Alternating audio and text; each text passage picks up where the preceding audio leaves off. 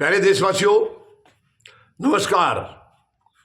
राष्ट्रपति Donald Trump का अब की बार का जो कार्यकाल है, ये जो टेन्योर है उनका दूसरे वाला, 20 जनवरी 2025 को उन्होंने शपथ ग्रहण किया था और ये दूसरा कार्यकाल उनका शुरू हुआ। आप इसमें देखिए, रोजाना की रोजमर्रा के जितनी भी बातें वो बोलते हैं, जो भी शब्द बोलते हैं, उनकी जबान पर एक शब्द हर वक्त छाया रहता है। आप ध्यान से सुनिए, आप गौर करिए, एक शब्द, वो है टैरिफ। टैरिफ जो शब्द है वो बार बार उनकी जबान पर आ रहा है। मुझे ऐसा लग रहा है जैसे आपको ध्यान होगा, हमारे यहाँ भी बीजेपी के या बीजेपी के किसी भी नेता की, इवन प्रधानमंत्री महोदय की, अगर इनको ये कह दिया जाए कि आप मुस्लिम यानी मुसलमान या पाकिस्तान ना बोलें और 5 मिनट का भाषण दे दें, तो शायद इनको 5 मिनट का भाषण देना मुश्किल हो जाएगा, क्योंकि बिना मुसलमान का शब्द और बिना पाकिस्तान का शब्द यूज किए इनका कोई भाषण पूरा हो ही नहीं सकता है, ज़्यादा देर बोल ही नहीं पाएंगे।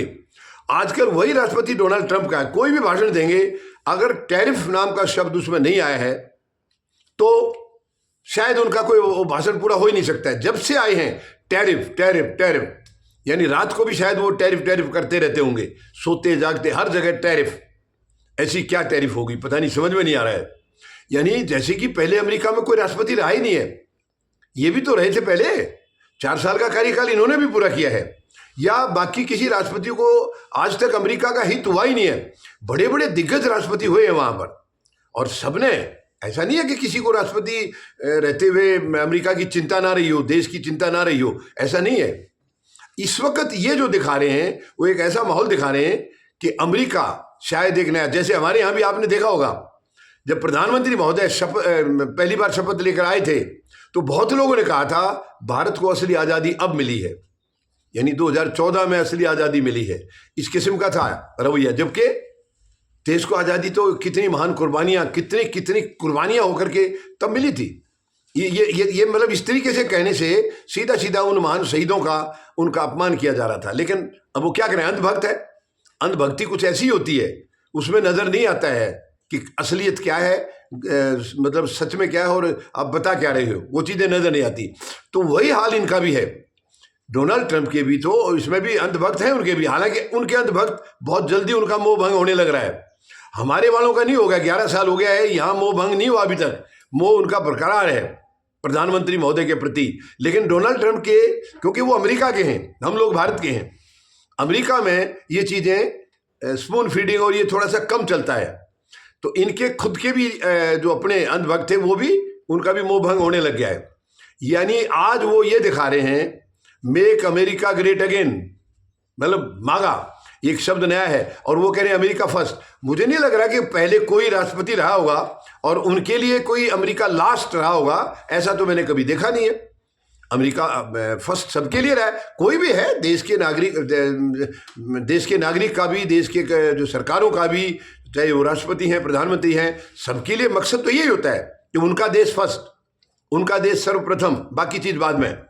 तो यही वो भी कर रहे हैं, मगर वो उनका दिखाने का तरीका कुछ ऐसा लग रहा है कि अमेरिका के बारे में सोचने वाले पहली बार प्रकट हुए हैं वहां पर कोई इंसान, ऐसा दिखा रहे हैं वो, ऐसा माहौल। जैसे हमारे प्रधानमंत्री हर चीज के अंदर नुक्ताचीनी छांटते हैं, कितने भी कोई अच्छे काम हुए उनको भी नुक्ताचीनी करेंगे और अपना कोई गलत सलत थोप देते हैं, वैसे ही वो भी कर रहे हैं।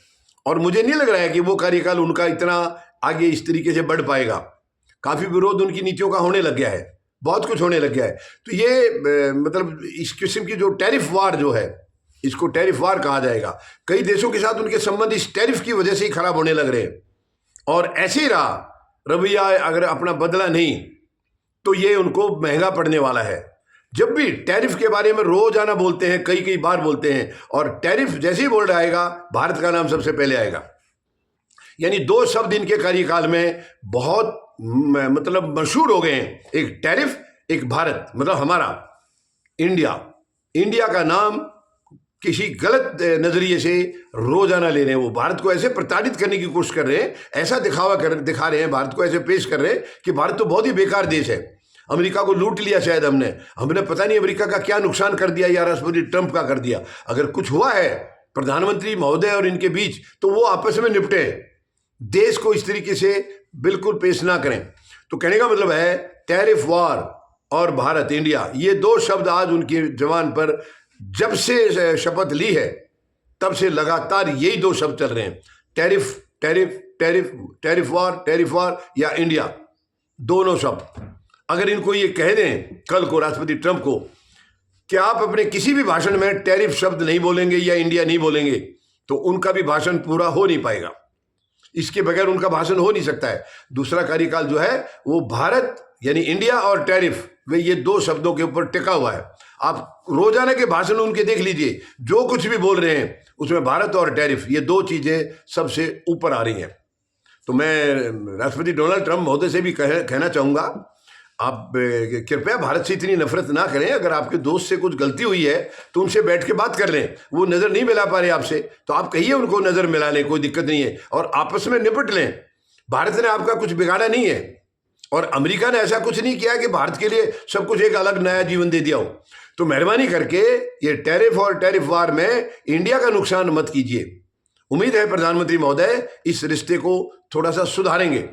धन्यवाद। जय जवान, जय किसान, जय हिंद।